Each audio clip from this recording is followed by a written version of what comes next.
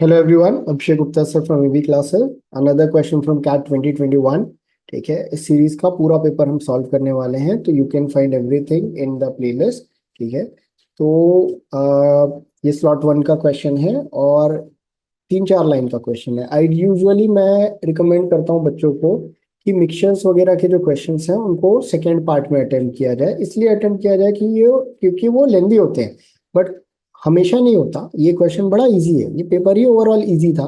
ठीक है, तो यूजुअली मिक्सचर के क्वेश्चंस लेंदी इसलिए होते हैं क्योंकि हमको रीड करके समझने के बाद सॉल्व करना होता है, और रीडिंग में बहुत ज्यादा टाइम इन्वेस्ट होता है, समझने में टाइम इन्वेस्ट होता है, डायरेक्ट सॉल्व नहीं होता।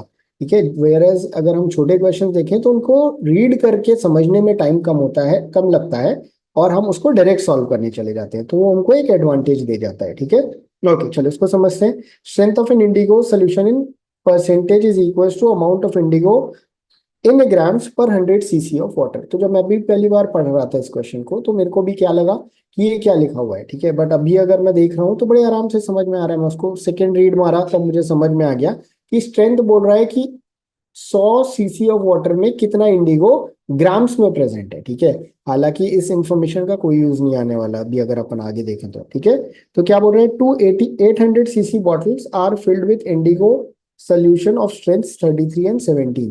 तो बच्चों दो बॉटल है हमारे पास, एक में 33% स्ट्रेंथ है, एक में 17% है। दोनों का वेट या दोनों की कैपेसिटी कितनी है, 800 cc है। ठीक है, 800 cc। क्या बोल रहा है कि a part of solution from the first bottle is thrown away. इसका कुछ पार्ट अपन क्या किए, थ्रो कर दिए, तो ये 33% बच गया, राइट। और बोल रहा है कि जो रिमेनिंग है उसको हमने क्या किया, is replace by an equal volume of solution from the second bottle. तो हमने क्या किया इसमें से equal volume of liquid from the second bottle. A part of this is thrown away and replaced by an equal volume। मतलब जितना हमने remove किया उसकी जगह हमने दूसरी बॉटल जो कि ये है सपोज, इसका हमने पुट कर दिया, which turns out to be 17% solution. ठीक है, ये 17% मिक्स किया, इसको शेक किया, तो what we get is a 21% solution, right. तो अगर हम देखें तो ये क्रिस क्रॉस मेथड से बनेगा। दिख रहा है अपने को कि एक 17 है, एक 33 है, और इसको मिलाए तो कितना आया, 21 आया। क्रिस क्रॉस मारते हैं, 33 minus 21 turns out to be 12 and 21 minus 17 turns out to be 4। The ratio is 4 one जा एंड 4 थ्री जा।